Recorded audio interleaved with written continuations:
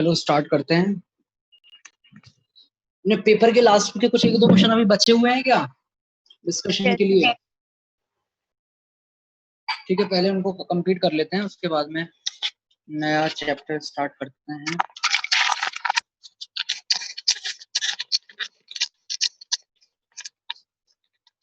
मेरे को रेसिमाइजेशन वाला समझ नहीं आया जो सर, कल आप एक बार समझा सकते हो आज? रेसिमाइजेशन वाला बिल्कुल समझा देते हैं। रेसिमाइजेशन वाला मैंने देखा बाद में, मेरे को खुद उसकी लैंग्वेज में वो गड़बड़ी सी लगी। एक बार निकालो जरा स्क्रीन। अच्छा नहीं, मेरे पास है, एक मिनट। कोई स्क्रीन शेयर कर सकता है तो एक बार स्क्रीन शेयर कर दो।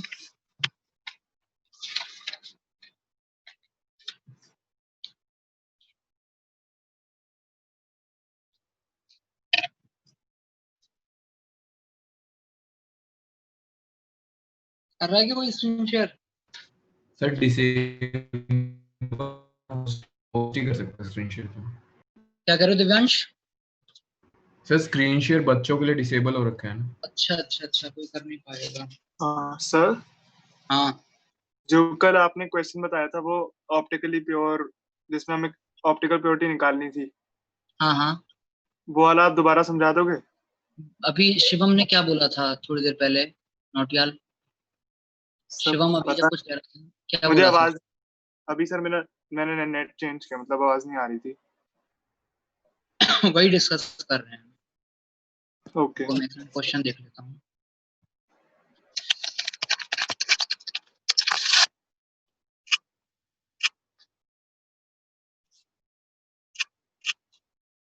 सर। हाँ, एक दिन वो कल आप में से किसी ने पेपर भेजा था ना, एक बार जरा फिर से कुछ डॉट भेज दो ताकि वो ऊपर की तरफ आ जाए। नीचे चला गया है वो, ऐसे मिल नहीं रहा मेरे को कौन सा है। सर हम्म, सर ये ऑप्टिक आइसोमेरिज्म का ये न्यूमेरिकल था अपने 11th में, कहाँ मतलब कहाँ पर करा नोट्स में वो फोटो मतलब नहीं थी। अब अभी बता रहे हैं आपको, यही बता रहे हैं। 11th का छोड़ो, यही 12th में ही बता रहे हैं। ये बता दीजिए, पेपर 1 में था, पेपर 2 में था वो वाला? पेपर 2 चल रहा है ना?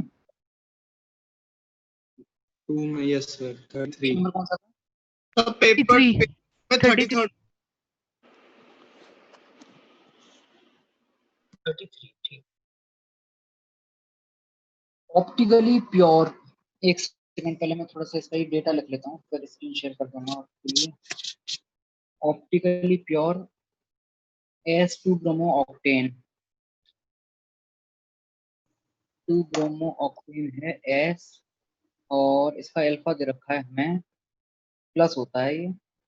इसका अल्फा कितना दे रखा है? अल्फा दे रखा है प्लस में 36। इसकी रिएक्शन करवाई जा रही है NaOH के साथ एसीटोन में। तो ये ROH बन रहा है, वो R है और माइनस है, और उसका जो अल्फा होता है वो -10.3 है, -10.3।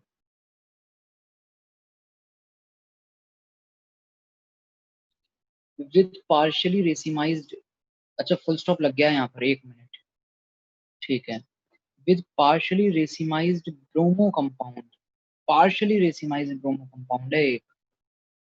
प्योर होता ब्रोमो कंपाउंड प्लस 36 वाला केस होता। रेसिमाइज्ड है, पार्शियली, कंप्लीटली होता रेसिमाइज तो 0 होता। पार्शियली रेसिमाइज्ड है, 1 minute, RBR partially racemized, alpha दे रखा है इसका 30। ठीक है, the alpha of alcohol product is, अच्छा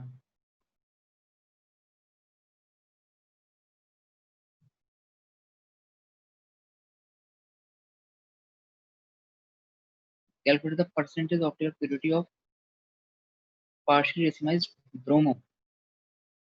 ठीक है, ऑप्टिकल प्योरिटी पूछी है उसकी। ओके,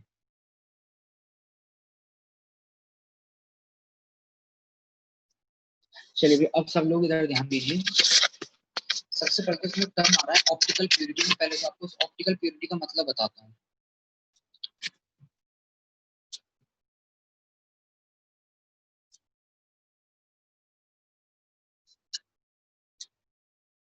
ध्यान देंगे, एक आपके पास में कोई ऑप्टिकली एक्टिव कंपाउंड है, सिंपल ये ले लेते हैं, ब्यूटेन 2। इसकी दो फॉर्म होती हैं, R और S। अगर दोनों 50-50% हैं, इसको हम लोग परफेक्ट रेसिमिक मिक्सचर बोलेंगे।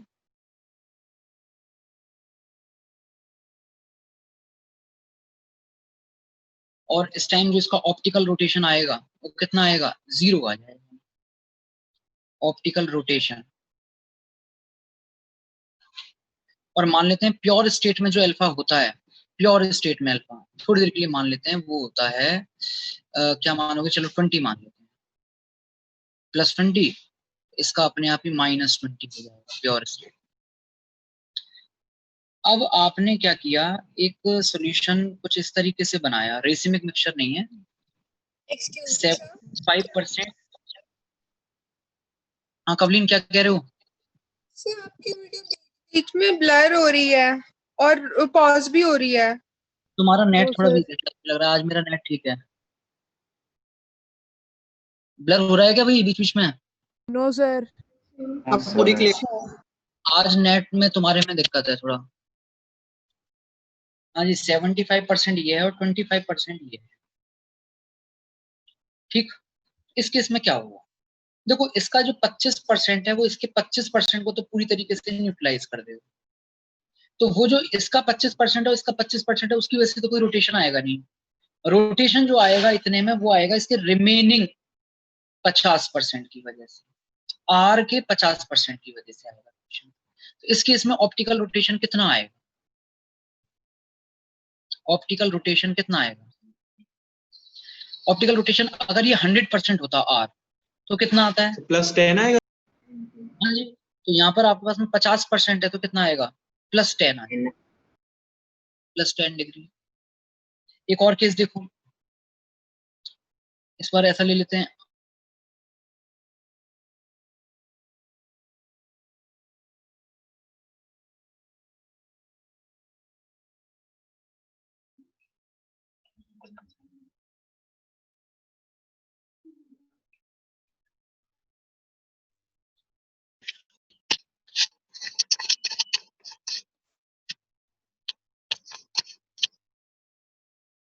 मान लेते हैं 90% है, ये 10% है, या फिर उल्टा कर दो, इसको 10 कर दो, इसको 90 कर दो। क्या होगा इस बार, ये 10 है, ये 90 है। हाँ जी, इसका जो 10 है उसके 10 को तो बेकार कर देगा, कैंसिल आउट कर देगा, बचेगा क्या, इसका 80%।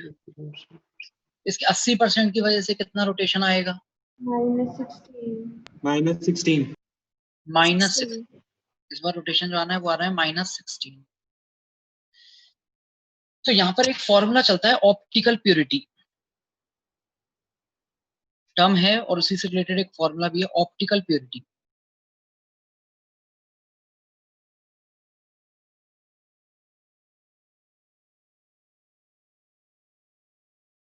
इस केस में डायरेक्टली कितना ये अल्फा आएगा, ये अगर आपको निकालना है, इसका बहुत ही सिंपल सा तरीका है, क्या है, D-L/D+L इंटू अल्फा। और ये सब चीजें मॉड के साथ यूज करनी है।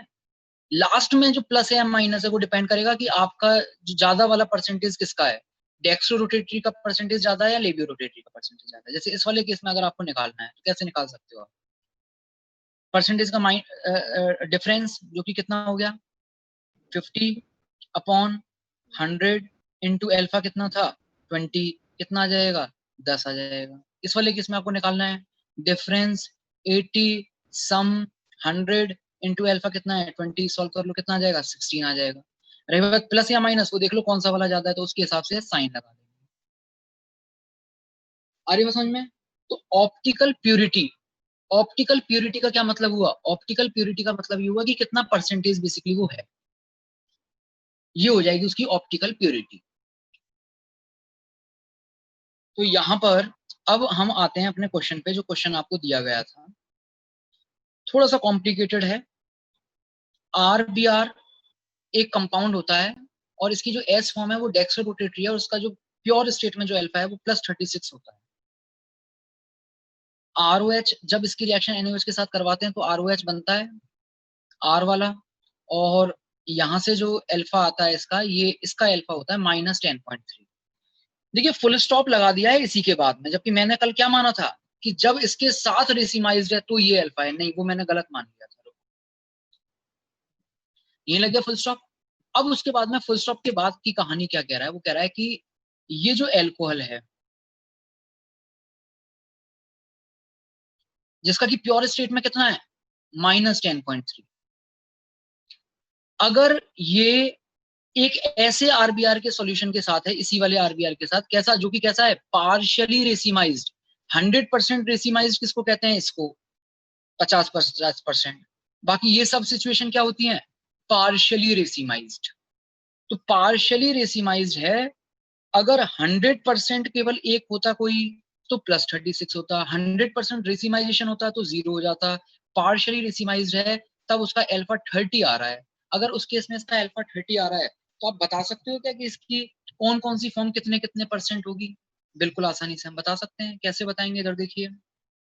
अच्छा एक सेकंड, लेकिन इसमें हाँ करेक्शन जो है मेरे को पहले समझो। कह रहा है कि जब ये एल्कोहल इस वाले पार्शियली रेसिमाइज्ड आरबीआर के साथ है जिसका खुद का ऑप्टिकल रोटेशन 60 है, तो उस टाइम पे जो इसका ऑप्टिकल रोटेशन ऑब्जर्व हो रहा है वो -60 ऑब्जर्व हो रहा है। अब यहीं पे गलती है, इस क्वेश्चन में इसी जगह गलती है। ये -60 को प्योर स्टेट में केवल -10 शो करता है और इसका अल्फा प्लस में 30 है, तो ये -60 तो कैसे भी नहीं हो सकता। ये एक्चुअली -6 है और -6 के हिसाब से इसका आंसर आएगा। तो वैसे तो अगर क्वेश्चन ओवरऑल बोनस है ये, लेकिन -6 अगर होता तो कैसे करते, वो चीज आप समझ लीजिए, समझो। अब पहले तो ये बता दो, ये सब पूरी सिचुएशन समझ में आ गई है या नहीं आ गई, या फिर इसको एक बार और रिपीट करूं, क्योंकि इसी के हिसाब से फिर आगे की चीजें आपको समझ में आएंगी। सर बस एक बार रिपीट कर दो सर। हाँ जी, इधर देखिए, एक कोई कंपाउंड है आरबीआर जो कि ऑप्टिकली एक्टिव है। हमने उसकी केवल एक फॉर्म ली है एस वाली, जो कि डेक्स्ट्रोरोटेटरी होती है, और इसका जो अल्फा होता है वो +36 होता है इस आरबीआर। जब इसमें NaOH SN2 करता है तो Br हटा के OH लगाता है, S से ये R हो जाता है, डेक्स्ट्रो से लेबियो हो जाता है, और इसका जो अल्फा होता है वो -10.3 होता है प्योर स्टेट में इस ROH। इसका ये है, इसका ये। अब यहाँ लग गया फुल स्टॉप। इतनी जानकारी दे रखी थी, इसके बाद लगा दिया फुल स्टॉप। फुल स्टॉप के बाद का स्टेटमेंट पढ़िए क्या कह रहा है। फुल स्टॉप के बाद कह रहा है, एक सेकंड को मैं पढ़ के ही बता देता हूँ। फुल स्टॉप के बाद कह रहा है आपसे कि with partially racemized bromo compound whose alpha is this, the alcohol product, नहीं, whose alpha is this, the alpha of alcohol product is this, with partially racemized RBR, partially racemized RBR जिसका alpha कितना है 30, मतलब कुछ इस type वाला case चल रहा है। वो अभी हम निकाल लेंगे कि 30 कब हो सकता है, किसका परसेंटेज कितना कितना होगा, वो अभी पता चल जाएगा आपको। इसके साथ जब अल्कोहल है, अगर अकेला होता, प्योर अकेला होता, तो अल्फा कितना होता है -10.3। इसके साथ जब ये आपका R वाली फॉर्म है तो जो अल्फा आ रहा है वो -60 इसने दिया है। आप खुद सोच के देखिए, अगर इस -10 वाले के साथ आप कुछ +30 वाला मिलाओगे तो वो माइनस वाला माइनस में और ज्यादा कहां से हो जाएगा, -60 कैसे हो सकता है, वो तो बल्कि माइनस में कम होगा। तो माइनस में वो कम होकर के कितना है, -6 है, 60 नहीं है। यहाँ पर ये गलती थी और इसीलिए क्वेश्चन बोनस भी करना पड़ रहा है। अदरवाइज 6 होता तो एकदम सब चीजें सही होती। कैसे होती देखिए, तो 60 तो हटाई दो, 60 तो कुछ है ही नहीं। इस एल्कोहल वाले का जो फाइनली आ रहा है वो -6 आ रहा है। अब जरा समझना -6 किस, पहले तो एक सेकंड को, पहले पहले ये देखो, ये आरबीआर वाले केस में 30 कब हो सकता है, तो ये बताइए 30 इज व्हाट परसेंटेज ऑफ 36?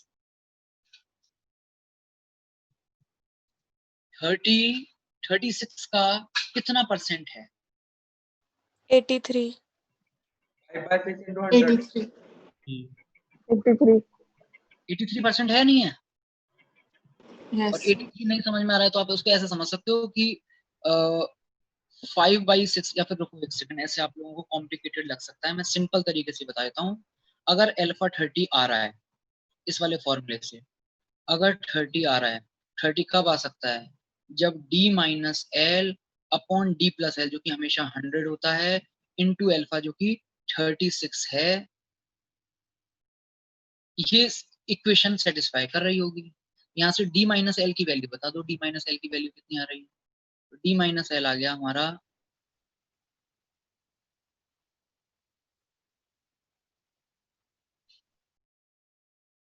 बताओ सही लिखा है क्या?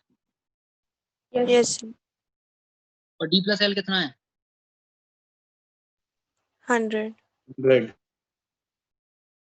एक चीज और, एक चीज और, ये d माइनस एल होगा या l माइनस डी होगा वो भी देख लो आप। मतलब प्लस वाला ही चलो ठीक है, प्लस के हिसाब से चलने दो, हमें मालूम है प्लस किसका है, एस का है, तो एस हो जाएगा, ठीक है कोई दिक्कत नहीं है।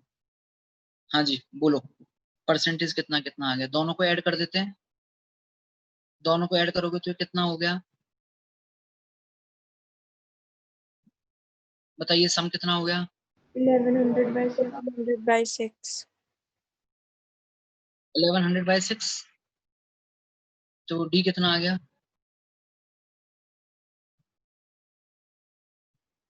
सॉल्व करना, बताना कितना आ रहा है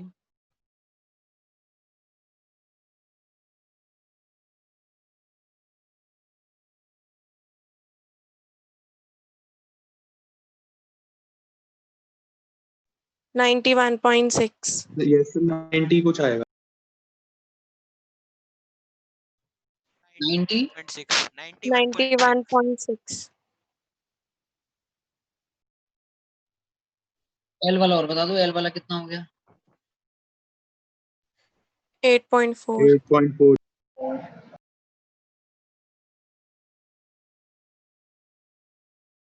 ठीक है।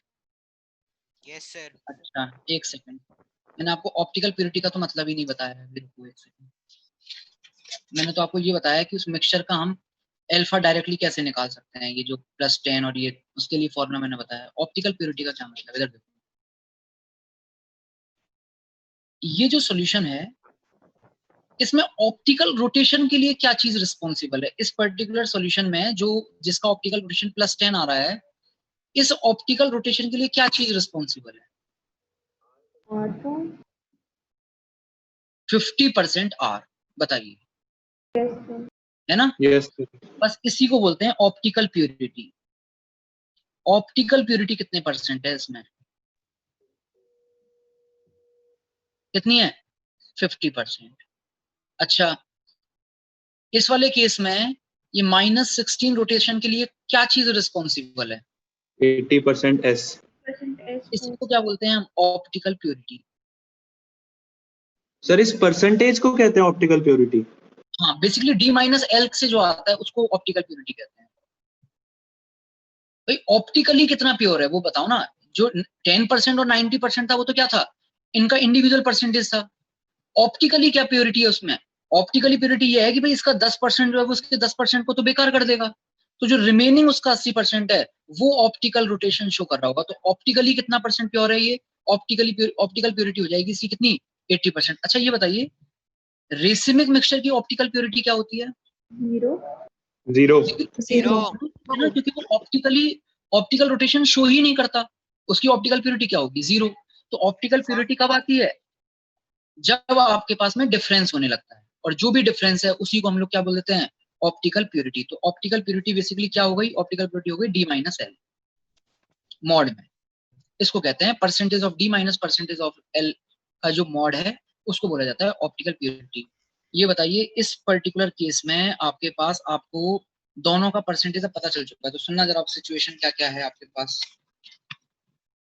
हाँ ये जो आपके पास फुल स्टॉप के बाद जो विद लगा के जो कहानी थी उसमें देखो क्या क्या है। उसमें आपके पास RBR है, RBR है और ROH है। एक RBR R फॉर्म वाला है, एक RBR S फॉर्म वाला है।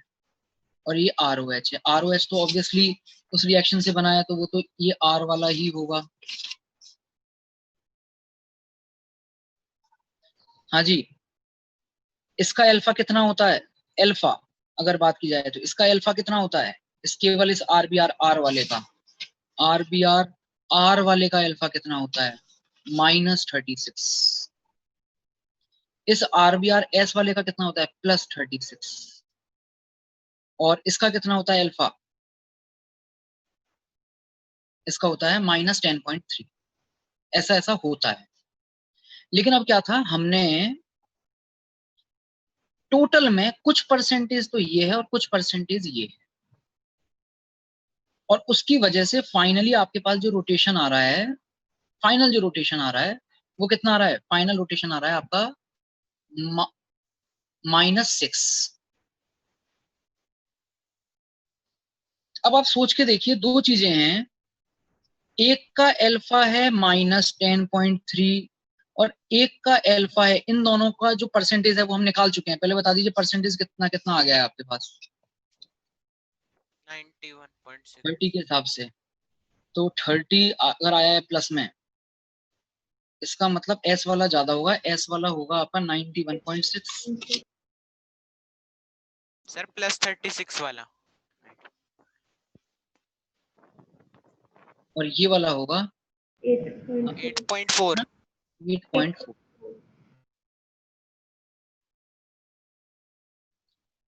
लेकिन एक चीज का थोड़ा ध्यान रखना पड़ेगा, ये जो परसेंटेज है ना, वो केवल और केवल इस रेसिमाइज्ड वाले की परसेंटेज है, ये ओवरऑल की परसेंटेज नहीं है।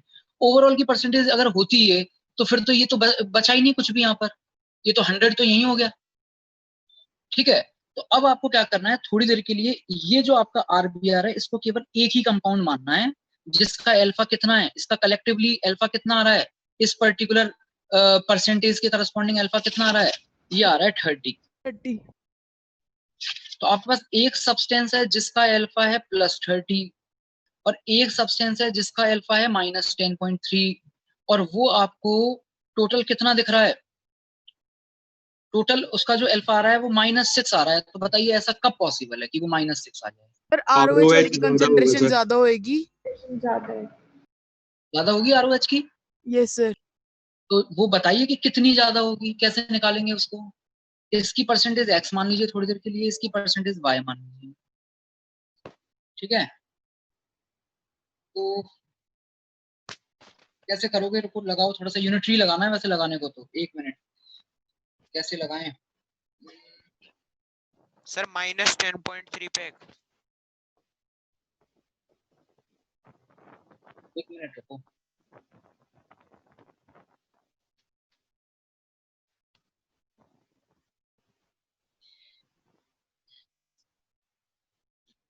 ये सोचना जरा कैसे निकालोगे इसका परसेंटेज।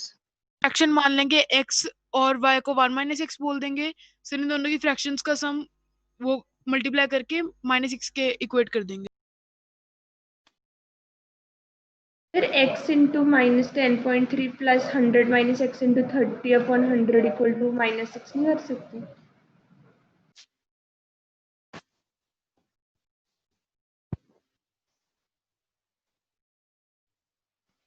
ये कहना चाह रहे हो?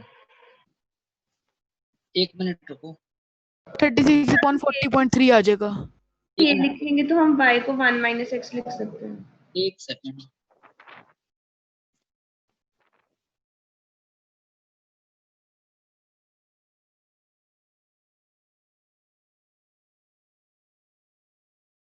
सर x 89.33 आ रहा है। 1 मिनट, 1 मिनट। -10 आएगा ना इसके इसमें? -10 क्या? -10 ऐसे आ सकता है 20 × 1/4 प्लस -20 × 3/4।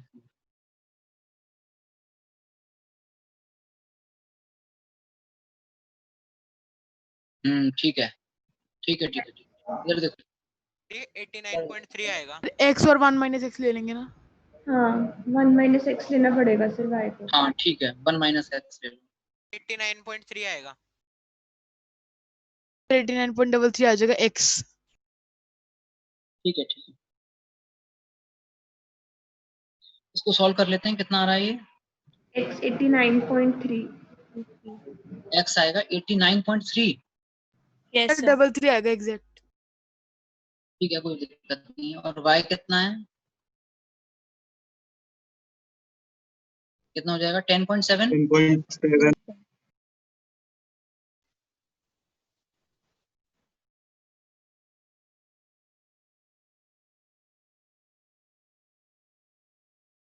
अब सब कुछ आ चुका है हमारे पास में।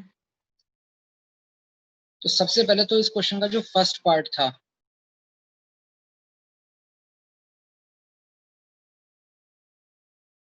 हाँ जी, फर्स्ट पार्ट पे आते हैं। क्वेश्चन में एक पैरा था पूरा का पूरा ना, 2 पार्ट है शायद तक। तो फर्स्ट पार्ट पे आते हैं। फर्स्ट पार्ट में आपसे पूछा था calculate the percentage of racemisation. Racemisation कितना परसेंटेज है उसमें।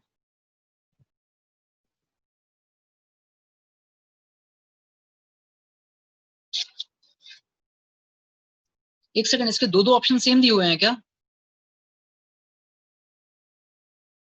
और सर ये सेकंड पार्ट है जो आप बोल रहे हो रेसिमाइजेशन वाला। रेसिमाइजेशन तो कर निकाल लेंगे, वो तो कर सब्ट्रैक्ट करके। एक मिनट, अच्छा, एक मिनट गलती हो गई। Calculate the percentage optical purity of partially racemized bromo compound. ये जो पार्शियली रेसिमाइज्ड ब्रोमो कंपाउंड है, इसके लिए क्या निकालना था आपको? Percentage optical purity. Percentage optical purity कैसे निकालते हैं हम? ये जो आपका कंपाउंड है, इसकी परसेंटेज ऑप्टिकल प्यूरिटी निकालनी है। कैसे निकालोगे? दोनों परसेंटेज को सब्ट्रैक्ट करके। 91.6 में से 8.4 माइनस कर दीजिए, बताइए कितना आ रहा है। दिस माइनस दिस कितना आ रहा है? सर 83 वो आ सर जाएगा 83.2 83.2 73. परसेंटेज ऑप्टिकल प्यूरिटी जो आ जाएगी वो आ जाएगी 83। तो जो फर्स्ट पार्ट था उसका आंसर तो ये आएगा 83। समझ में आया सबको कैसे आ रहा है 83? सर उसने हमसे परसेंटेज ऑप्टिकल वाली पूछी है ना? हाँ सर उसने हमसे परसेंटेज ऑप्टिकल। तनिष्क की आवाज सबको क्लियर आ रही है क्या? No sir. सर वो पूछ रहा है, उसने तो परसेंटेज ऑप्टिकल प्योरिटी पूछी है। किसने? बोल रहा है उसने तो परसेंटेज ऑप्टिकल प्योरिटी पूछी है। तो हमने परसेंटेज ऑप्टिकल प्यूरिटी तो निकाला है। नहीं तो ये जो आता है मतलब परसेंटेज में ही आता है। वो ऑप्टिकल प्यूरिटी हमेशा परसेंटेज में ही निकालनी है आपको। वो परसेंटेज ही तो सब्ट्रैक्ट किया है हमने इनिशियली। डी और एल क्या था? डी का परसेंटेज था, एल का परसेंटेज था। Yes sir. तो परसेंटेज ही निकलती है। अब आ जाइए आप इसके सेकंड पार्ट पे। सेकंड पार्ट भी क्या कह रहा है? एक सेकंड, दोबारा दे रखा है क्या पैराग्राफ? फिर से दो बार लिखा हुआ है paragraph. Calculate percentage of racemisation. Racemisation यहाँ कितना परसेंटेज हुआ है आपका? परसेंटेज ऑफ रेसिमाइजेशन इधर देखो।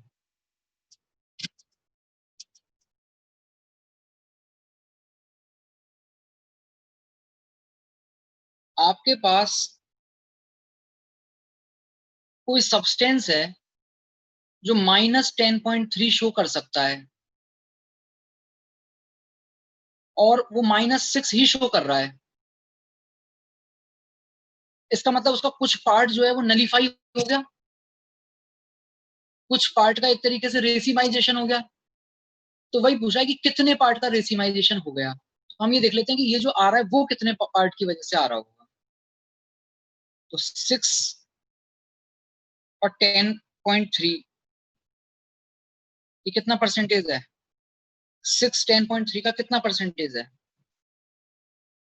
58.25. 58.25. 25. 58.25। एक मिनट, ये तो आपके पास में वो पोर्शन है जो बचा है। रेसिमाइजेशन तो रिमेनिंग पोर्शन का हुआ होगा, मतलब 42% का हुआ होगा रेसिमाइजेशन। एक सेकंड, क्या आंसर दिया हुआ है लास्ट वाले का? 58.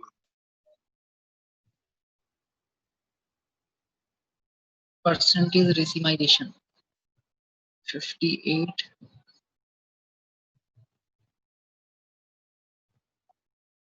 एक सेकेंड 10.3 और 6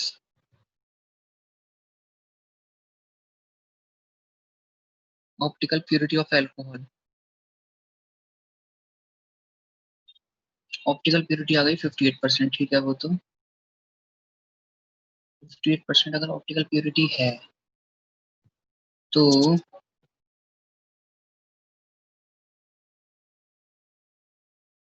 70 और 30 कैसे कर दिया?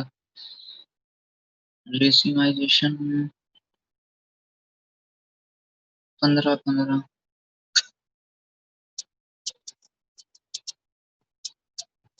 Percentage of racemisation.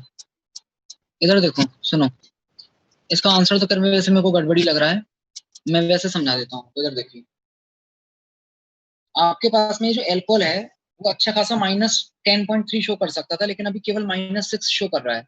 इसका मतलब क्या हुआ? इसका जो कुछ पार्ट है वो नलीफाई हो गया होगा। नलीफाई कौन कर रहा है? नलीफाई ये वाला पोर्शन कर रहा है। तो जो अब 6 बचा है, वो 6 उसका एक्चुअली कितना परसेंटेज की वजह से वो शो कर रहा होगा, तो वो हम निकाल सकते हैं। कैसे निकालेंगे? 6 ऊपर 10.3 नीचे इंटू 100। इसको अगर सॉल्व कर रहे हो तो आप आ रहा है 58%। इसका मतलब उसका 58% वाला मामला जो है वो तो अभी भी ऑप्टिकल प्योरिटी के हिसाब से उतना रोटेशन शो कर रहा है। तो रेसिमाइज कितना हुआ होगा? अब जैसे यहाँ पर इस वाले केस में अगर आपसे परसेंटेज ऑफ रेसिमाइजेशन पूछा जाए, percentage of racemisation, percentage of racemisation क्या होगा इस केस में? 25 25%। इस केस में परसेंटेज ऑफ रेसिमाइजेशन पूछा जाए आपसे, परसेंटेज ऑफ रेसिमाइजेशन क्या होगा? 10%। 10%। 10%। देखिए कि अगर 80% की वजह से जब शो हो रहा है तो उस टाइम पे जो परसेंटेज रेसिमाइजेशन होता है वो 10% होता है। मतलब जो परसेंटेज आपके पास आया है उसको 100 में से माइनस करके बाई 2 कर दीजिए।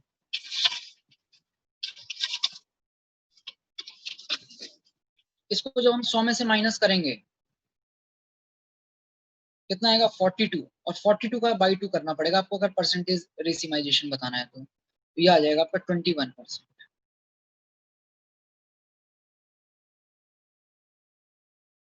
इस तरीके से इसको निकालेंगे।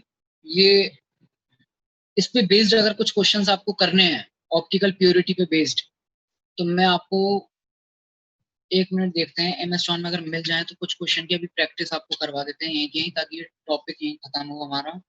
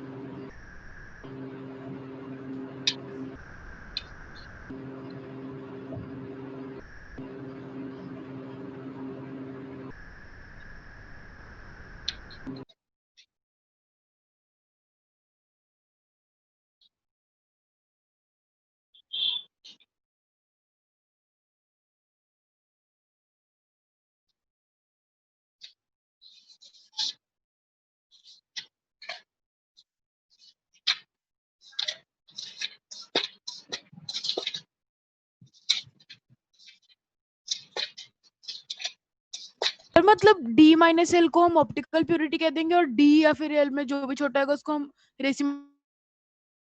हाँ, ओके सर। इस पे क्वेश्चन मेरे को मिल नहीं रहे हैं अभी, MS जॉन में है नहीं। मैं और सर्च करके आपको इसके 2-3 क्वेश्चंस और करवा दूंगा इस टाइप के, ताकि ये कॉन्सेप्ट आपको और क्लियर हो सके। बाकी वैसे ये इससे पहले वाला ये जो सब कुछ हमने निकाला था वो सब चीज तो आपको शायद समझ में आ गई होगी कि कैसे कैसे वो परसेंटेज वगैरह सब कुछ कैसे निकालना है उसमें। ठीक है। तो ये वैसे क्वेश्चन बोनस है, बोनस होने के पीछे रीजन सिर्फ इतना ही है कि वो जो 6 होना चाहिए था 6 की जगह 60 कर दिया है, ठीक है, बाकी वैसे ठीक है क्वेश्चन। आगे बढ़ते हैं 34 के बाद में 35 और 36 दो क्वेश्चन और बच रहे हैं, बताने हैं क्या 35 और 36? Yes sir. चलिए So देखिए 35. सर डाउट है।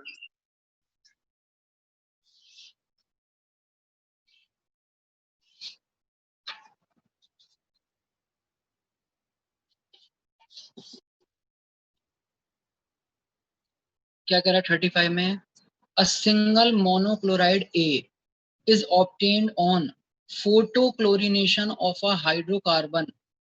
क्या मतलब है photochlorination of hydrocarbon? कौन सी रिएक्शन हो गई ये? सर लाइट की प्रेजेंस में क्लोरीन के एडिशन क्लोरीन के एडिशन से light chlorine. Free radical substitution reaction FRSR, जिसमें मोनो हेलोजनेशन करवाते थे हम, और मोनो हेलोजनेशन के लिए कंडीशन क्या होती थी, एल्केन एक्सिस में लेना होता है। एल्केन जो यहाँ लिया है आपने, हाइड्रोकार्बन जो लिया है, एक्चुअली जरूरी नहीं है वो एल्केन ही हो, बट लिखा है उसने मोनोक्लोराइड, तो चांसेस वही हैं एल्केन ही होगा। उसका मोलर मास दे रखा है 72। 72 के हिसाब से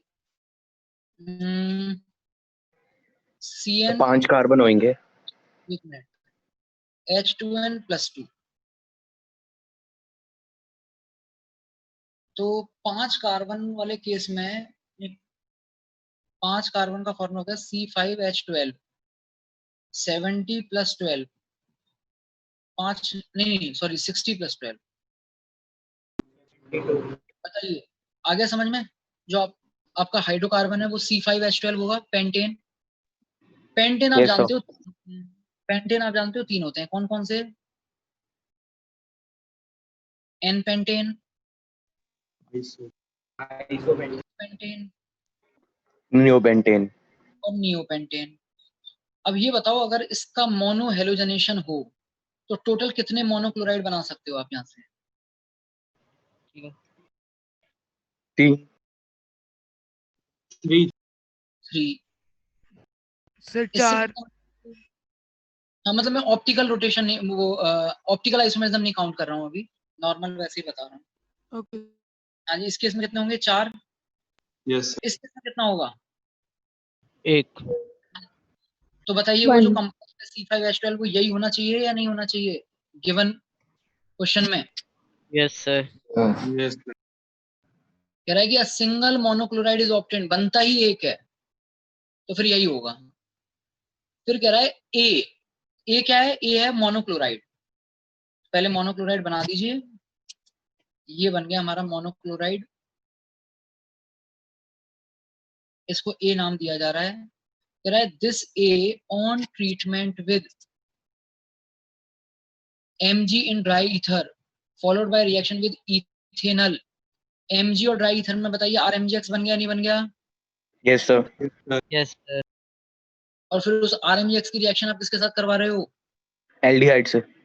एल्डिहाइड इथेनॉल, एसिटाल्डिहाइड के साथ करवाओ, एसिटाल्डिहाइड के साथ करवाओ, CH3 CHO। इसमें जो R- है वो ये है, यहाँ Mg वगैरह लग जाएगा, वो मैंने स्टेप स्किप कर दिया है। बताओ क्या बनेगा? CH3 alcohol. H ये OH आएगा। Yes sir. CH2 C CH3 CH3 CH3। बताइए यहाँ तक सबको क्लियर है? Yes sir. आगे देखिए, chlorine. And acidification gives compound B, इसको B बोल रहा है। फिर कह रहा है B विद CrO3 पायरिडीन। ये तो मैंने रिएजेंट का नाम बताया हुआ है आपको, CrO3 पायरिडीन कौन सा था? कोलिंस जॉन्स कौन सा था? ये कोलिंस रिएजेंट था शायद तक। क्या करेगा ये? जब आप इसकी रिएक्शन करवाओगे CrO3 के साथ पायरिडीन में, क्या बन जाएगा? कीटोन बन जाएगा यहाँ पर। कीटोन। यस। ये हो गया ये।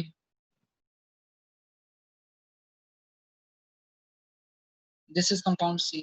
नेक्स्ट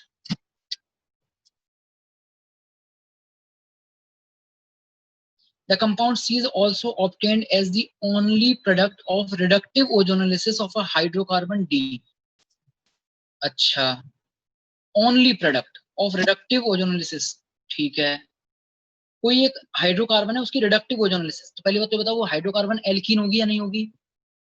उससे सिर्फ और सिर्फ ये बन रहा है, तो वो हाइड्रोकार्बन बताओ ये नहीं होना चाहिए क्या?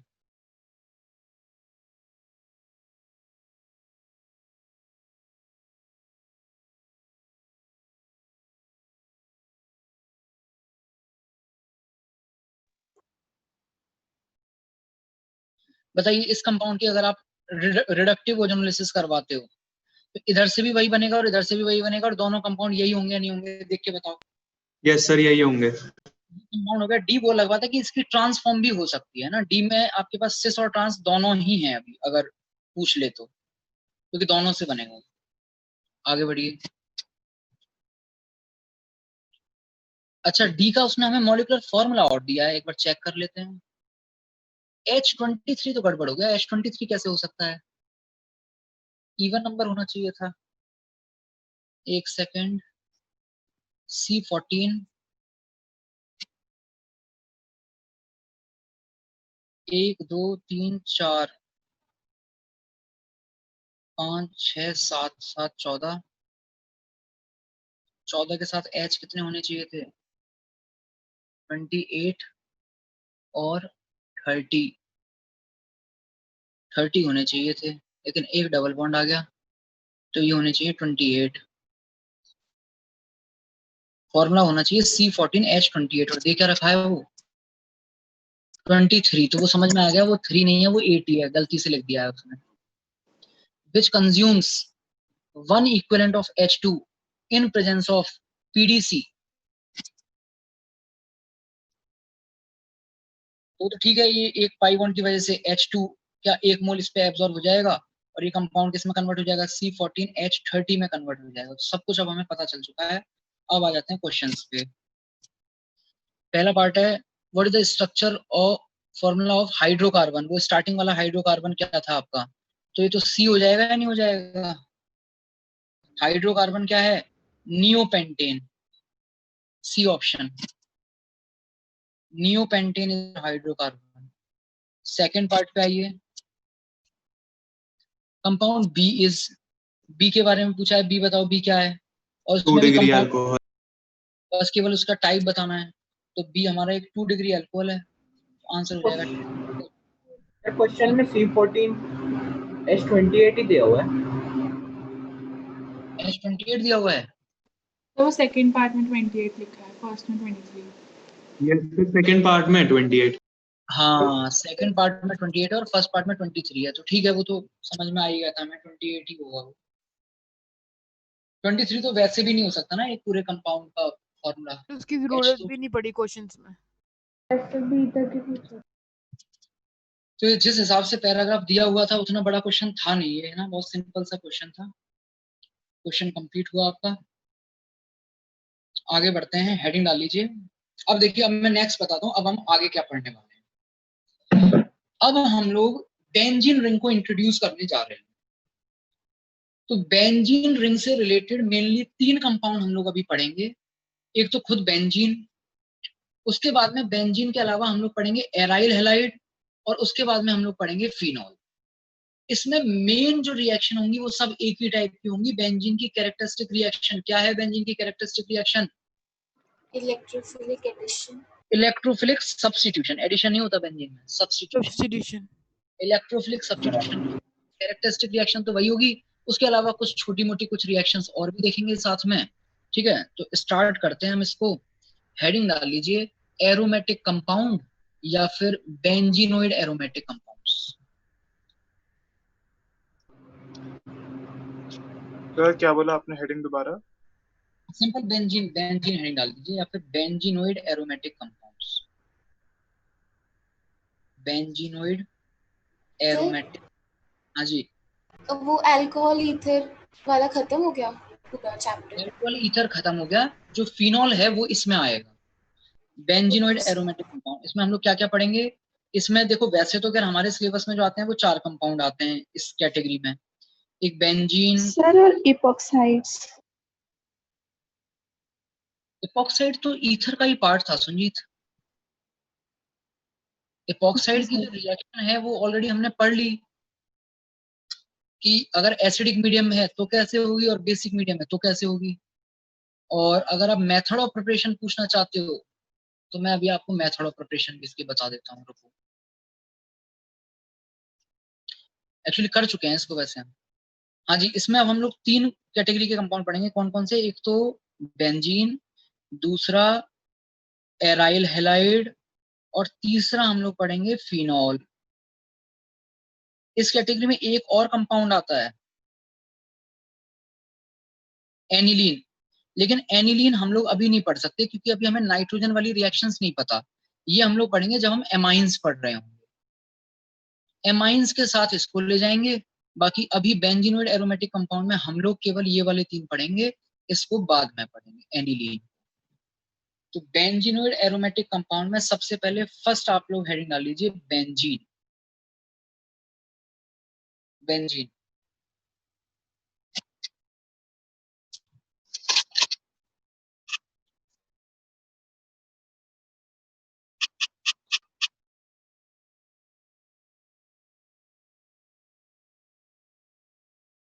हाँ जी, बेंजीन में सबसे पहले बात करेंगे मेथड ऑफ प्रिपरेशन, कैसे कैसे आप बेंजीन को बना सकते हो। कुछ मेथड ऑफ प्रिपरेशन इसके देखेंगे। फर्स्ट सब heading method of preparation. Method of preparation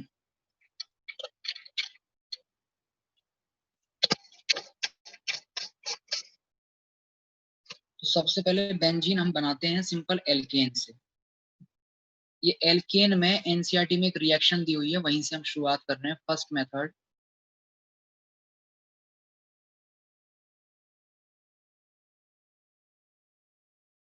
ध्यान से देखिए, बहुत ही सिंपल सी रिएक्शन है। इस रिएक्शन का नाम भी है एक एरोमेटाइजेशन। बिल्कुल, एरोमेटाइजेशन।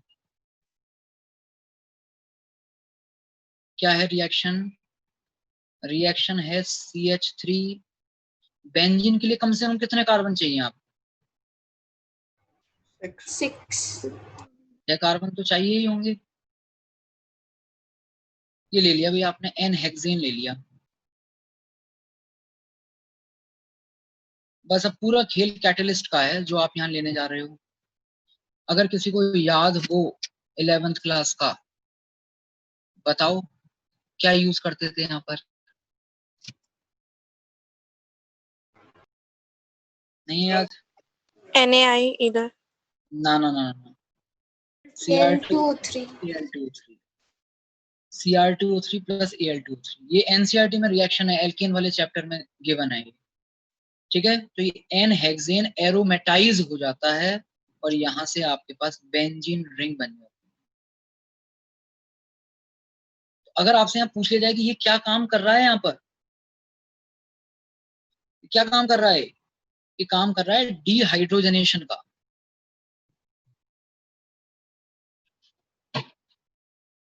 कितने H2 के मॉलिक्यूल हटा दिए इसमें, इसको इसमें कन्वर्ट करने में? टोटल 4 मॉलिक्यूल हटाए होंगे H2 के, क्योंकि इसका डिग्री ऑफ अनसैचुरेशन कितना है? 0, और इसका डिग्री ऑफ अनसैचुरेशन कितना है? 4। तो 4 H2 के मॉलिक्यूल गायब हुए हैं इससे इसमें कन्वर्ट होने। अगला देखिए, अगर आप ले लेते हो कंपाउंड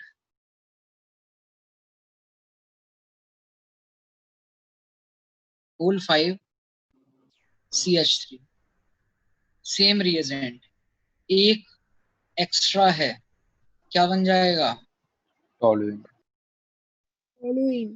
टॉलुइन बन जाएगा। नेक्स्ट एक और होल 6, इसमें हीट भी करना पड़ता है, हीट भी लिख लेना साथ में। क्या बनेगा इस बार? इस बार 3 कंपाउंड बनेंगे आपके पास।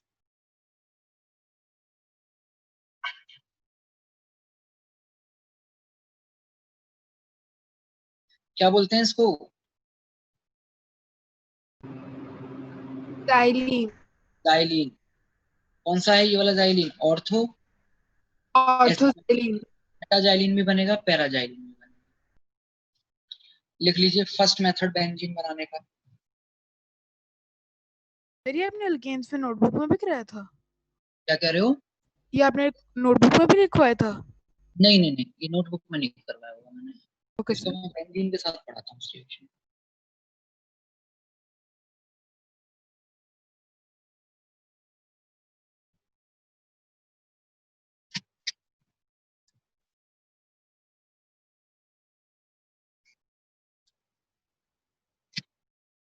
इसके बाद में अगली रिएक्शन जो आ रही है, ये मैंने आपको हाइड्रोकार्बन के टाइम पढ़ाई हुई है, बाय एल्काइन। ये याद कीजिए, शायद किसी को याद आ जाए। CH ट्रिपल बॉन्ड CH, ये 3 मोल किसमें से पास करवाए जाते थे? Red hot Fe। Sir red hot iron की वो hot Fe। Red hot iron tube. और ये किस में कन्वर्ट हो जाएगा? ये बेंजीन।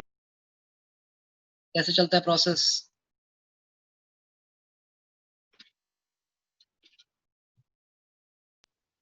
सर ये ट्रिपल बॉन्ड के एक एक इलेक्ट्रॉन बीच में आ जाते हैं शायद। हाँ जी।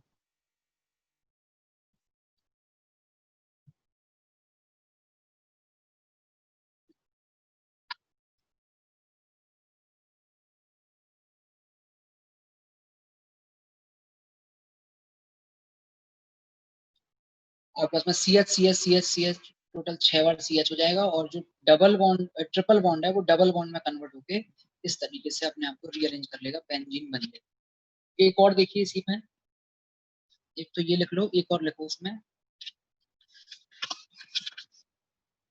3 मोल एथाइन की जगह इस पर आपने प्रोपाइन ले लिया। सर एक बार पेज पीछे कर दोगे? एक second. Red hot iron tube में से प्रोपाइन को पास करवा रहे हो आप। सर 3 वो लग जाएंगे, CH3 लग जाएंगे। इसमें लग जाएंगे। कौन कौन सी पोजीशन पे लगते हैं? 135। सिमेट्रिक। इस कंपाउंड का कोई मुझे कॉमन नेम बता सकता है?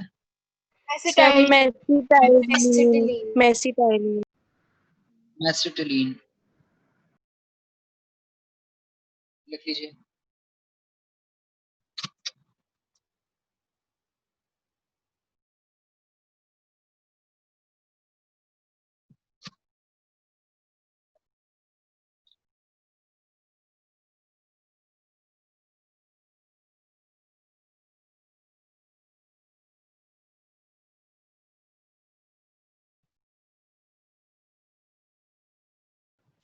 सिर्फ पिछला पेज दिखाना एक बारी।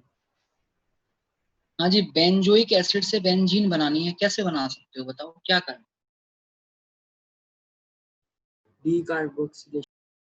डीकार्बोक्सिलेशन। रिएजेंट क्या आ जाएगा?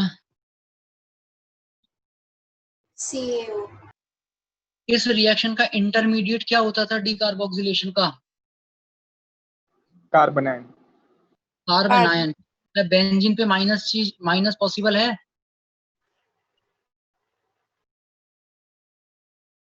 क्या बेंजीन पे माइनस पॉसिबल है?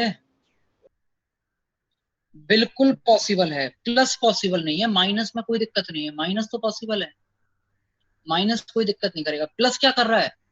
प्लस उसको sp बनाने की कोशिश कर रहा है, लीनियर बनाने की कोशिश कर रहा है, जबकि कार्बन लीनियर नहीं हो सकता बेंजीन। ठीक है, तो ये आपका डीकार्बोक्सिलेशन चल रहा है सोडा लाइम के प्रेजेंस में, सिंपल ऑलरेडी पढ़ी हुई रिएक्शन। नेक्स्ट, इसके बाद में वो जो एरोमेटिक कंपाउंड का ग्रिग्नार्ड रिएजेंट है वो तो ले आओ, वो तो सब जगह आएगा। क्या नाम था उसका? हाँ जी, नाम क्या था उसका? एरोमेटिक कंपाउंड का ग्रिग्नार्ड रिएजेंट किसको बोला था?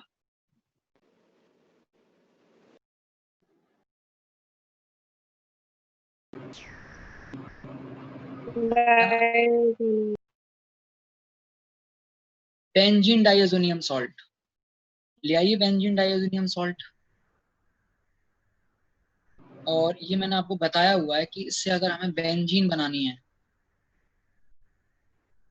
तो क्या करना पड़ता है,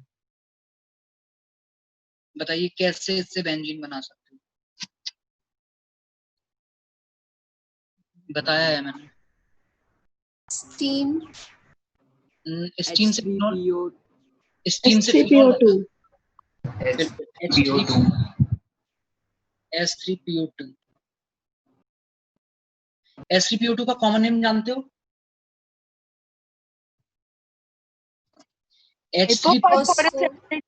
हाइपोफॉस्फोरस एसिड। H3PO4 का कॉमन नेम क्या होता है? PO4 का ऑर्थोफॉस्फोरिक एसिड। ऑर्थोफॉस्फोरिक, इसमें आता है फॉस्फोरिक, ठीक है, केवल फॉस्फोरिक बोल सकते हो या फिर ऑर्थो भी वर्ड लगा दिया जाता है इसके आगे। दूसरा आता है H3PO3, इसका कॉमन नेम क्या होता है? फॉस्फोरस एसिड या फिर orthophosphorous acid.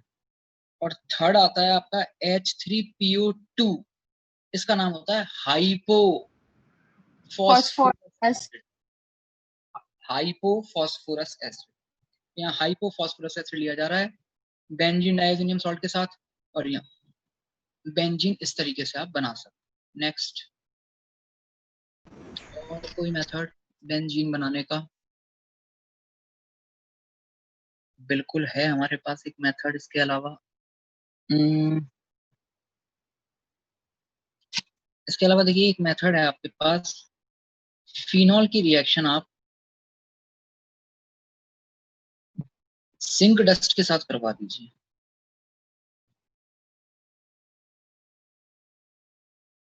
Zinc dust, benzene बन जाएगी। इसके अलावा एक और मेथड,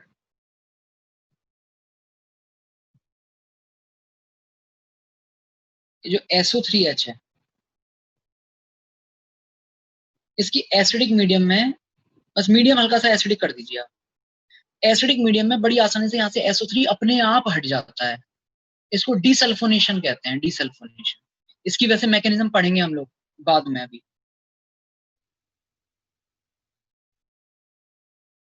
बस मीडियम एसिडिक रखना होता है, अपने आप इजीली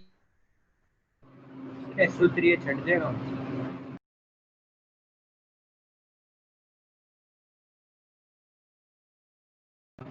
सर वीडियो पॉज हो गई।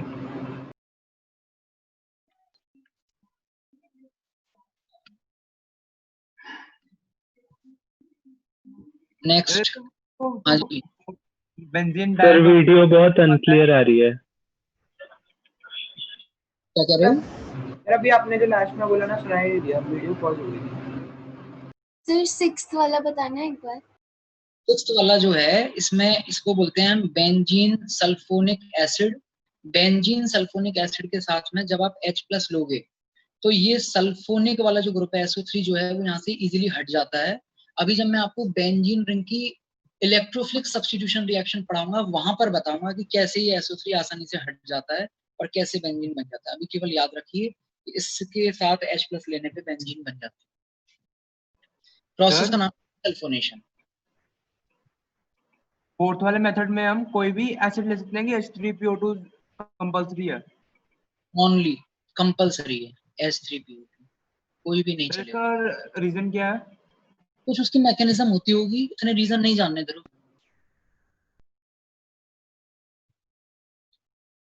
सर एक बार लास्ट पेज दिखा दो।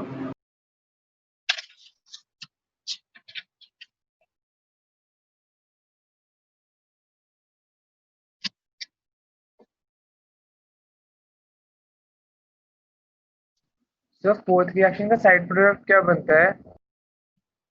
कौन सी रिएक्शन का? फोर्थ रिएक्शन डाइअज़ोनियम सॉल्ट वाली। इसमें साइड प्रोडक्ट क्या बनता है? Yes sir. इसमें N2 जो है वो अलग हो जाता है, और शायद ये जो कंपाउंड है आपके पास, इसके साथ में एक Cl अटैच हो जाता है। N2 यहाँ से फाइनली रिलीज हो जाता है। Okay sir. आगे नेक्स्ट, इसके बाद में एक और रिएक्शन लिखिए आप। नहीं, लेकिन वो इसमें नहीं आएगी। ठीक है, फिर मेथड ऑफ प्रिपरेशन में इतना ही है। ये हमारे बेंजीन के मेथड ऑफ प्रिपरेशन हो गए। इस तरीके से आप बेंजीन रिंग बना सकते हो। अब आगे बढ़ते हैं और देखते हैं बेंजीन रिंग खुद कौन कौन सी रिएक्शन शो करेगा। हेडिंग डाल लीजिए केमिकल रिएक्शन।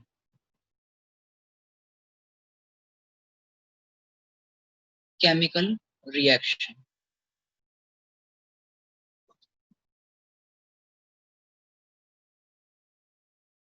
ठीक है।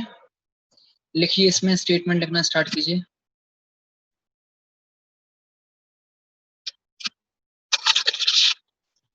लिखिए, aromatic compounds like benzene, aromatic compounds like benzene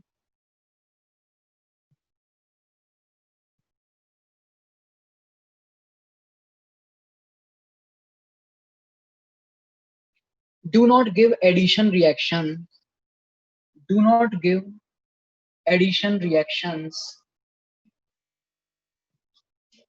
इसमें do not give addition reaction में आप आगे लिख लीजिए generally do not give addition reactions। aromatic compounds like benzene generally do not give addition reaction because due to addition, because due to addition reaction क्या हो जाएगा अगर बेंजीन रिंग पे एडिशन रिएक्शन हो गई तो एरोमेटिसिटी लूज हो जाएगी। Aromaticity lost. it will lose its aromaticity, it will lose its aromaticity।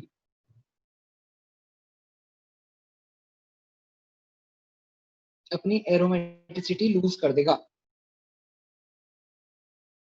ठीक है, तो पहली बात तो आपको भले तीन तीन पाई बॉन्ड दिख रहे हैं लेकिन एडिशन रिएक्शन इसमें जनरली नहीं होती, generally.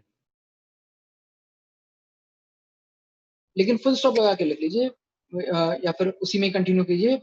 It will lose its aromaticity but at very high temperature,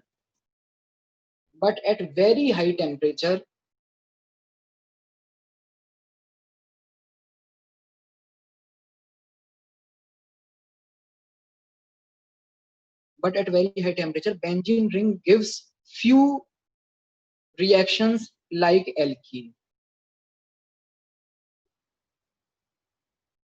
but at very high temperature benzene ring gives few reaction like alkene। हाँ जी, कौन कौन सी रिएक्शन ये एल्कीन के जैसी दे सकती है?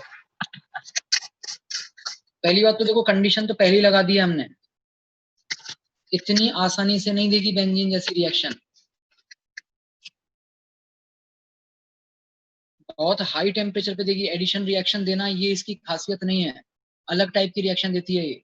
लेकिन हाई टेम्परेचर पे कुछ रिएक्शन ऐसी हैं जो एल्कीन के जैसी रिएक्शंस बेंजीन भी शो करती है। कौन कौन सी रिएक्शंस हैं वो देखिए।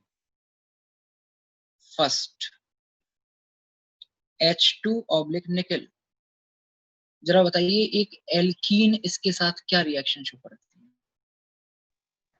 है? हाइड्रोजन ऐड हो जाएगा, एल्केन बताइए साइक्लोहेक्सेन बन जाएगा इस केस में। Yes sir. ये वो रिएक्शन है जो एकदम एल्कीन के जैसी दे रही है बेंजीन, लेकिन कब देगी? High temperature. सेकंड रिएक्शन देखिए, Cl2 CCl4, बहुत हाई टेम्परेचर।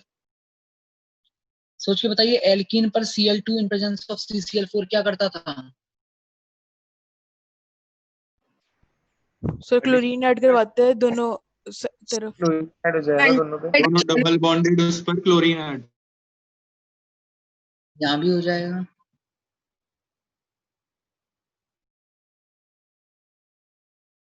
लेकिन ये जो रिएक्शन आप सब लिख रहे हो ये इतनी आसानी से नहीं होती है, बहुत हाई टेम्परेचर रखना पड़ता है। सर बी वाली में तो सर रिपल्शन के कारण और स्लो होगी ना? कौन सी वाली? बी वाली ये जो क्लोरीन वाली है सर, इसमें तो ये रिपल्शन वाली बहुत यस सर। नहीं, इसमें एक्चुअली एक सीएल ऊपर से और एक सीएल नीचे से, एक एक्सियल एक इक्वेटोरियल ऐसे चलेगा, इसमें उतनी दिक्कत नहीं है। अच्छा ओके सर। हाँ जी नेक्स्ट, मैं एक रिएजेंट लिख रहा हूँ, जरा बताना ये रिएजेंट किस लिए होता है।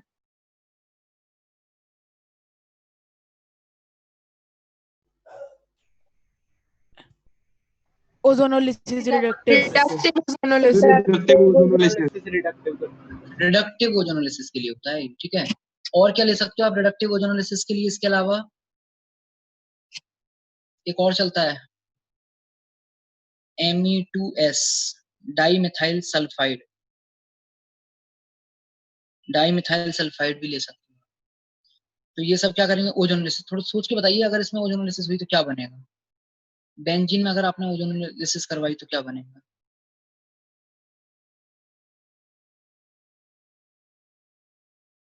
बोलिए। CO2 sir C2O2।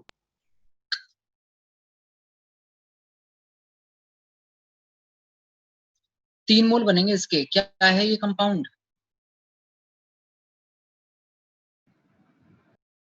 ग्लाइऑक्सल। समझ में आया कैसे बनेगा ये?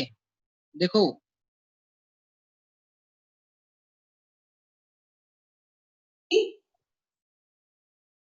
जैसे यहाँ से देखो आप, इस कार्बन के साथ डबल बॉन्डेड एक O हो जाएगा, इस कार्बन के साथ भी डबल बॉन्डेड एक O हो जाएगा, और दोनों के बीच में सिंगल बॉन्ड होगा कार्बन के बीच में। यही तो बनाया है यहाँ पे। ग्लाइऑक्सल के 3 मोल बनते हैं। सर वीडियो ब्लर आ रही है वैसे।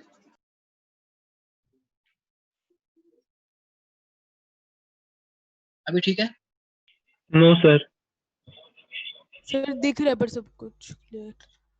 सर स्ट्रक्चर समझा दो कैसे बना जो लेफ्ट में बनाया है। ये वाला? हाँ जी सर। देखो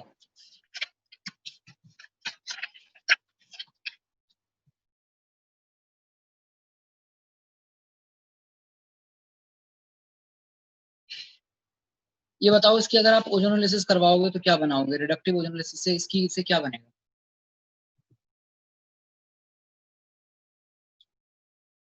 कल्पिश ब्यूटुइन लिखी हुई है आपके सामने, इसकी हमें रिडक्टिव ओजोनोलिसिस करवानी है, क्या बनेगा?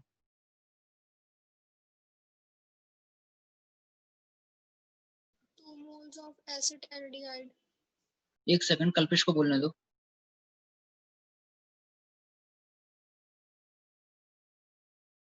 कल्पिश बोलोगे कुछ? ये बस क्वेश्चन पूछना था।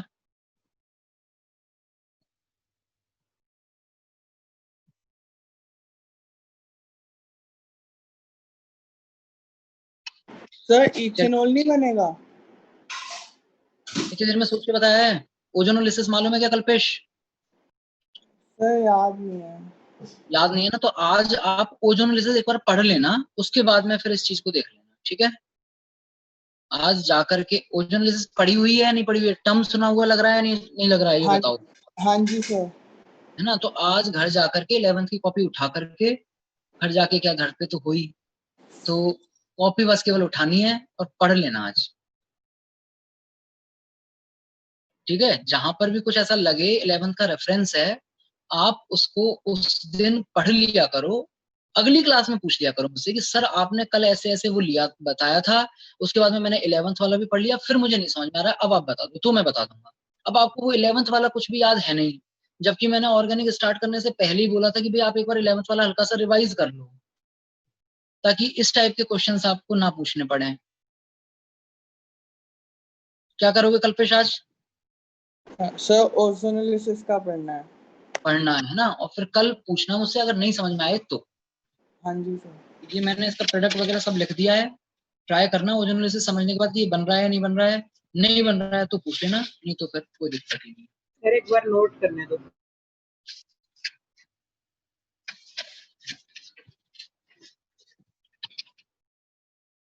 तनिष्क, तुम्हारा नोट वाला जो प्रोसेस है ना बहुत ज्यादा स्लो रहता है, और सिलेबस की सबसे ज्यादा टेंशन भी तुमको ही रहती है। ऐसे कैसे चलेगा तनिष्क? नोट भी हम 2.5 घंटे में करेंगे, सिलेबस के लिए भी सबसे ज्यादा हल्ला मचाएंगे। स्क्रीनशॉट ले लिया। वो पहले ही ले लिया करो तुम। जब सब लोगों ने पूरा लिखा उस टाइम पे तुम क्या कर रहे थे? पेज लिख रहा है। हाँ जी, तो ये तो देखो एक एबनॉर्मल सी रिएक्शन हमने पढ़ ली बेंजीन की। ये जनरली ऐसे नहीं होगी रिएक्शन, ये तो बहुत हाई टेम्परेचर पे है, बहुत मतलब कंडीशन लगानी पड़ेगी तब जाके रिएक्शन हो पाएगी। तो अब सवाल आता है तो फिर नॉर्मली कौन सी रिएक्शन होगी इसमें? स्टेटमेंट लिखना स्टार्ट कीजिए।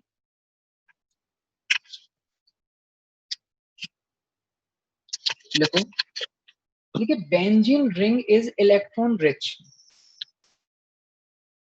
Benzene ring is electron rich.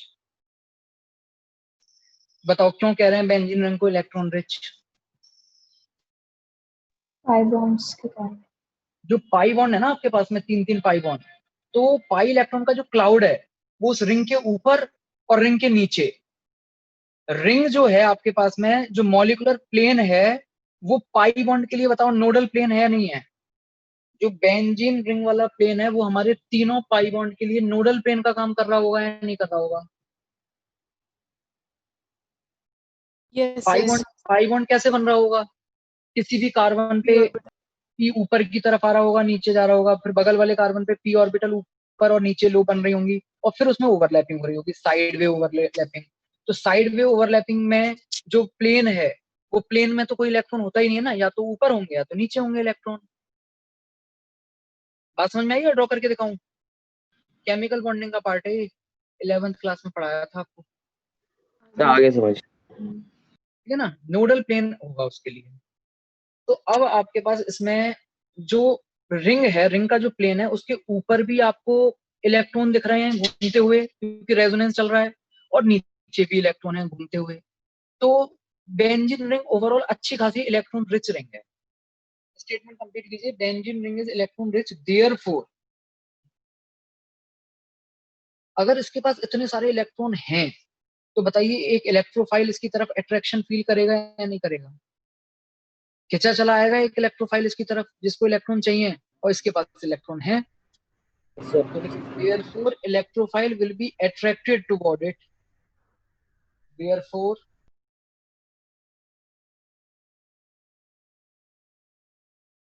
electrophile will be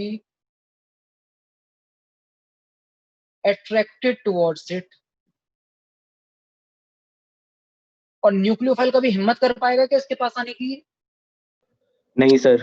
no. Nucleophile इसके पास आने की हिम्मत? रिपल्शन के कारण भाग जाएगा वापस। किसमें लगेगा repulsion? Electron cloud. Electron cloud nucleophile और उसका बेंजीन रिंग का। भाई न्यूक्लियोफाइल में आप याद करो, न्यूक्लियोफाइल पे एक लोन पेयर होता है जो वो डोनेट करता है, इसीलिए तो वो न्यूक्लियोफाइल होता है। जब भी कभी पॉजिटिव चार्ज दिखता है उस पे, उसको वो अपना लोन पेयर डोनेट कर देता है, कोई भी न्यूक्लियोफाइल होगा। तो उसके पास जो लोन पेयर है और ये जो बेंजीन रिंग का इलेक्ट्रॉन क्लाउड है, इनके बीच में रिपल्शन होगा, जिसकी वजह से बेंजीन रिंग एक न्यूक्लियोफाइल को अपने पास बिल्कुल भी आने नहीं देगी। तो स्टेटमेंट हम लिख रहे थे, therefore electrophile will be attracted towards it and nucleophiles are repelled.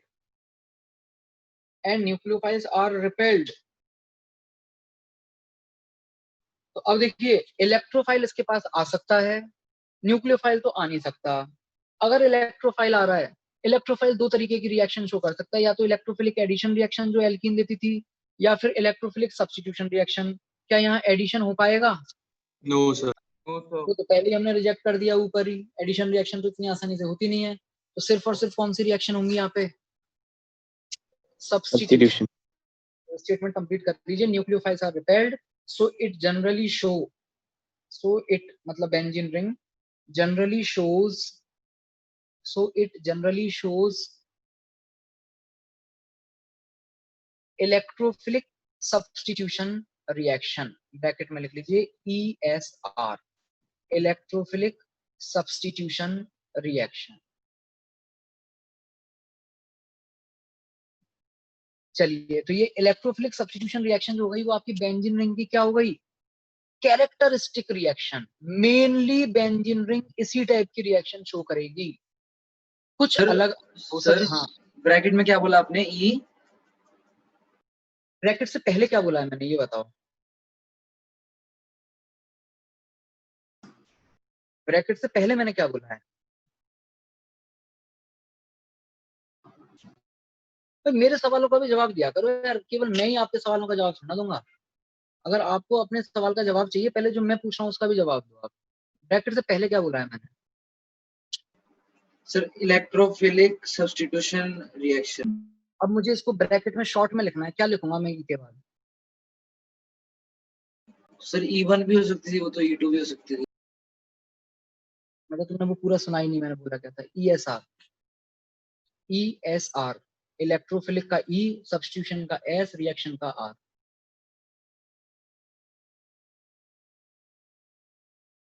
E1 में E जो होता था वो एलिमिनेशन के लिए होता था, ये जो E है वो इलेक्ट्रोफाइल के लिए है। पंकज जी कौन सा वाला वीक चल रहा है, पढ़ने वाला या ना पढ़ने वाला? सर वो सर आप कुछ पूछते तो सर ऐसा लगता है कि गलत ना हो जाए मेरे से, इसलिए सर कुछ भी बोल दिया। मैं काउंटर क्वेश्चन सिर्फ उस केस में करता हूं जब आपका क्वेश्चन सिली होता है, तो थोड़ा सोच लिया करो उस टाइम पे कि शायद हम ही उस चीज का जवाब दे सकते हैं जो हमने पूछा है। चलिए, तो आपके पास बेंजीन की कैरेक्टरिस्टिक रिएक्शन हमें पता चल गई। बेंजीन की कैरेक्टरिस्टिक रिएक्शन क्या हो चुकी है? Electrophilic substitution reaction. देखिए, ऑर्गेनिक केमिस्ट्री में काफी आगे हम बढ़ चुके हैं और अब तक काफी अलग अलग टाइप के कंपाउंड की कैरेक्टरिस्टिक रिएक्शन हमें पता चल चुकी है। एक बार थोड़ा सा रिकॉल करते हैं, स्टार्ट करते हैं एल्केन से। एल्केन की बताइए कैरेक्टरिस्टिक रिएक्शन क्या होती थी? Free radical substitution. Free radical substitution reaction. H हट जाएगा, H की जगह कुछ और लग जाएगा, और ये हटना और लगना सब कुछ कौन सी मैकेनिज्म से होगा? फ्री रेडिकल से। नेक्स्ट आता है एल्कीन। एल्कीन की electrophilic addition reaction. Electrophilic addition reaction, ठीक है। इन इलेक्ट्रोफिलिक एडिशन रिएक्शन में जिन लोगों ने 11th रिवाइज कर लिया है उनको पता होगा इलेक्ट्रोफाइल हमारे दो टाइप के होते हैं, एक वो जिनके पास लोन पेयर होता है, एक वो जिनके पास लोन पेयर नहीं होता है।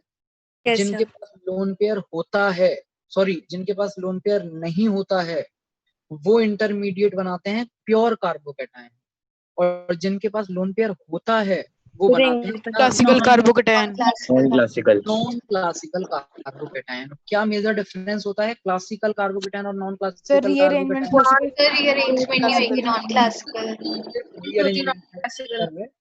ठीक है, रीअरेंजमेंट का अंतर है। क्लासिकल में हो जाती है जिसको हम नॉर्मल कार्बोकैटायन बोलते हैं, और नॉन क्लासिकल में रीअरेंजमेंट नहीं होता है। चलिए, इसके बाद में आते हैं हम एल्काइंस पे। एल्काइंस की कैरेक्टरिस्टिक रिएक्शन क्या है? एल्कीन वाली है, बस 2 बार हो जाएगी, है ना, 2 बार हो जाया करेगी उसमें। ठीक है, इसके बाद में आते हैं हम एल्काइल हैलाइड पे। न्यूक्लियोफिलिक दो हैं उसकी कैरेक्टरिस्टिक रिएक्शन साइमल्टेनियसली। डिपेंड करेगा आप साथ में क्या लेके बैठे हुए हो। आप एक अच्छा न्यूक्लियोफाइल लेके बैठे हुए हो या अच्छा बेस लेके बैठे हुए हो। आपने टेम्परेचर कम रखा हुआ है या टेम्परेचर ज्यादा रखा हुआ है, ठीक है। तो इन सब चीजों के हिसाब से चीजें डिसाइड होंगी, और वो अलग बात है कि कई बार डिसाइड भी हो जाए तब भी दोनों साथ में बन सकते हैं, ठीक है, बताया हुआ है आपको। तो न्यूक्लियोफिलिक सब्स्टिट्यूशन रिएक्शन भी उसकी कैरेक्टरिस्टिक रिएक्शन है, और साथ में एलिमिनेशन रिएक्शन भी उसकी कैरेक्टरिस्टिक रिएक्शन है। दोनों तरीके की रिएक्शन एल्काइल हैलाइड शो करता है। और केवल एल्काइल हैलाइड नहीं, all those compounds which have a leaving group attached to carbon chain will show nucleophilic substitution reaction as well as elimination reaction. चलिए, इसके बाद में एल्काइल हैलाइड के बाद हाँ एल्कोहल पे आ जाइए। एल्कोहल की कैरेक्टरिस्टिक रिएक्शन क्या है? Nucleophilic substitution and elimination. Same ही है ना, उसमें भी एलिमिनेशन और वो चलेगा, बस उसमें वो लीविंग ग्रुप अच्छा नहीं है OH। पहले हमें लीविंग ग्रुप अच्छा बनाना पड़ेगा। कैसे कैसे अच्छा लीविंग ग्रुप बनाते थे उसको? H+ प्रोवाइड करके CL डाल के OTS बन जाता था, या फिर HCl, ठीक है। और इसके अलावा और बताता हूँ मैं आपको, ये जो PCl3, PCl5, SOCl2, ये सब जो रिएक्शन करवाई थी ना आपने, ये PCl3, PCl5 सब उस OH को अच्छा लीविंग ग्रुप बनाने का ही काम करते हैं। पहले उसको अच्छा लीविंग ग्रुप बना के हटाते हैं और फिर Cl लगाते हैं। तो ये सब अच्छे लीविंग ग्रुप वाला ही काम करते हैं। नेक्स्ट एल्कोहल हो गया। एल्कोहल के बाद में हाँ थोड़ा सा अभी तो यार उसके बाद तो अभी चल ही रहे हैं हम, लेकिन उससे आगे की मैंने 1-2 चीजें और बता दी आपको। एल्डिहाइड कीटोन की कैरेक्टरिस्टिक न्यूक्लियोफिलिक एडिशन रिएक्शन। वो है न्यूक्लियोफिलिक एडिशन रिएक्शन। और उसके अलावा लास्ट मैंने आपको एसिड डेरिवेटिव की कैरेक्टरिस्टिक रिएक्शन और बताई है, वो क्या है? Nucleophilic substitution reaction. Tetrahedral reaction 2TH। ये वाली न्यूक्लियोफिलिक सब्स्टिट्यूशन रिएक्शन हमारी एल्काइल हैलाइड वाली न्यूक्लियोफिलिक सब्स्टिट्यूशन रिएक्शन से कैसे डिफरेंट होगी?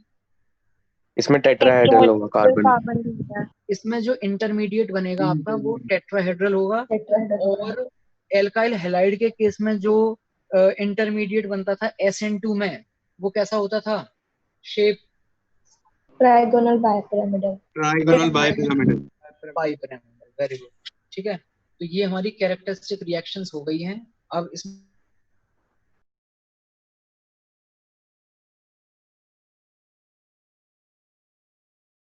सर आवाज नहीं आ रही। आवाज नहीं आ रही है? या फिर बीच में कट गई थी? एकदम म्यूट हो गया। अब आ रही है आवाज? यस आ रही है। हाँ, मैं कह रहा हूँ कि ये जो कैरेक्टरिस्टिक रिएक्शन है, इनको एक बार बहुत अच्छे तरीके से हम पढ़ेंगे जब बेंजीन में पढ़ेंगे। बाकी फिनॉल में ये रिएक्शन दोबारा आएंगी, तो जो चीजें हमने बेंजीन में सीखेंगे एग्जैक्टली उनको अप्लाई कर देंगे। सेम रिएक्शन आपके पास में फिनॉल में आएंगी, फिनॉल में लगा देंगे, एराइल हैलाइड में आएंगी वहां लगा देंगे, एनिलीन में आएंगी वहां लगा देंगे। तो वो बार बार वाला काम वही रहेगा। बस कैरेक्टरिस्टिक रिएक्शन का यही फायदा होता है, एक बार हमें पता चल जाए कि ऐसे होती है तो उस टाइप के जो भी कंपाउंड होंगे सब में हम सेम रिएक्शन करवा सकते हैं। ठीक है, इसको मैं अभी यहाँ पे कंक्लूड कर रहा हूँ। उससे पहले मैं एक चीज और पूछना चाहूंगा आपसे। मैंने आपको जब प्लस एम और माइनस एम पढ़ाया था 11th क्लास में, जब मैंने आपको प्लस एम इफेक्ट और माइनस एम इफेक्ट पढ़ाया था, तब एक चीज बताई थी कि अगर बेंजीन रिंग के साथ कोई प्लस एम ग्रुप लगा हुआ हो और माइनस एम ग्रुप लगा हुआ हो, तो वो हमारी इलेक्ट्रोफिलिक सब्स्टिट्यूशन रिएक्शन को कैसे अफेक्ट करता है? कौन बता सकता है? How will a plus M or minus M group attached with benzene ring will affect the electrophilic substitution reaction of benzene ring? Plus M will increase, minus M plus M बढ़ा देगा, minus M कम कर देगा। एक second, कौन बोल रहा है? हाँ जी, कौन बताना चाह रहा है? सर ध्रुव। ध्रुव बोलो।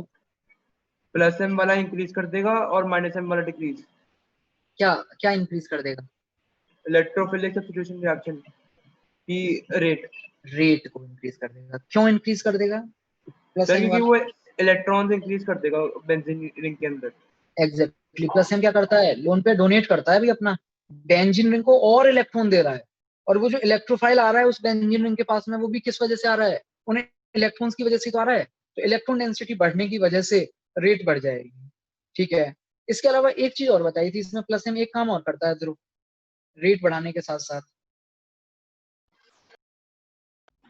सर और क्या करता हूँ? तो यही आता है सर। एक ऑर्थो पैरा डिटेक्टर ना सर, और नेगेटिव चार्ज डेंसिटी बढ़ाता है ऑर्थो और पैरा पोजीशन पे। तो जो आने वाला इलेक्ट्रोफाइल है वो सिर्फ और सिर्फ कहाँ आके अटैक करेगा? Ortho para. Ortho para position पे करेगा। Ortho para direct ESR reaction. चलो ठीक है, तो यही सब चीजें हम अब कल स्टार्ट करेंगे। तो एक बार मैं ये कहूंगा कि हल्का सा 11th वाली चीजें थोड़ी सी आप हल्की सी रिवाइज कर लेना। और कल्पेश, तुमसे कल मैं ओजोनोलिसिस पूछूंगा, पढ़ के आना है कल तुम्हें ओजोनोलिसिस। ठीक है, बाकी जिन लोगों को ये अभी प्लस एम माइनस एम और ये सब ऑर्थो पैरा ये सब नहीं समझ में आया, घबराने की कोई बात नहीं है, क्योंकि ये सब चीज हम पढ़ने वाले हैं। आगे धीरे धीरे आपको समझ में आ जाएगा। ये माइनस एम ग्रुप तो इलेक्ट्रॉन डेंसिटी को डिक्रीज करेगा ना? कल पढ़ाएंगे सर। हाँ जी सर, O नेगेटिव आर हमारा बेस ग्रिग्नार्ड रिएजेंट से अच्छा होता है, कम अच्छा होता है? नहीं, कम अच्छा होगा सर। तो फिर ग्रिग्नार्ड रिएजेंट एलिमिनेट